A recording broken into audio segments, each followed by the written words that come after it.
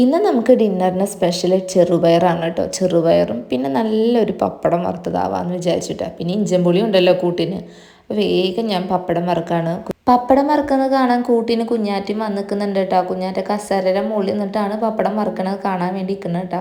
പപ്പടയ്ക്കും വറുത്ത് കഴിഞ്ഞ് അപ്പോഴാണ് കുഞ്ഞാറ്റ പറഞ്ഞത് കുറച്ച് ഫ്രഞ്ച് ഫ്രൈസ് തിന്നാൻ കൊതിയാവണം, ഒന്ന് വറുത്ത് തരുമോ എന്ന് ചോദിച്ച് വന്നു കേട്ടോ. തണ വരാൻ വേണ്ടിയിട്ട് കുറച്ചെടുത്ത് പുറത്ത് വെച്ചിട്ടുണ്ടായിരുന്നു. അത് ഞാൻ വേഗം ബാക്കിയുള്ള എണ്ണയിലിട്ടിട്ട് ഒന്ന് ചൂടാക്കി കൊടുക്കാമെന്ന് വിചാരിച്ചിട്ടോ. ഒന്ന് ഫ്രൈ ചെയ്ത് കൊടുക്കാൻ വെച്ചു. അപ്പോൾ അതിന് വേണ്ടി വെയിറ്റ് ചെയ്ത് നിൽക്കാമെന്ന് കേട്ടോ കുഞ്ഞാറ്റ.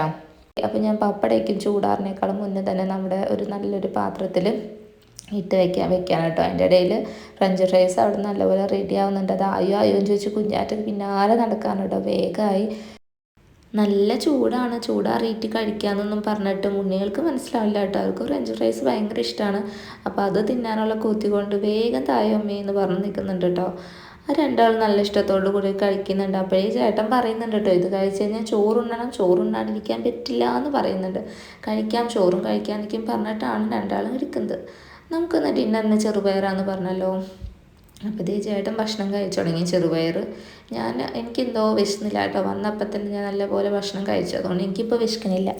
അപ്പം ഞാൻ ഉണ്ണികൾക്ക് ചോറ് കൊടുക്കാൻ വേണ്ടി എടുത്തു കേട്ടോ. ചെറുപയറും ചോറും പിന്നെ നമ്മൾ 2 പപ്പടം എടുത്തിട്ട് നല്ലപോലെ കുഴച്ച് ഉണ്ണികൾക്ക് കൊടുക്കട്ടെ കേട്ടോ. അവർക്ക് ഇഷ്ടമാണ് കേട്ടോ ചെറുപയർ. അതും കൂട്ടി അവർ നല്ലപോലെ ഫുഡ് കഴിച്ചു.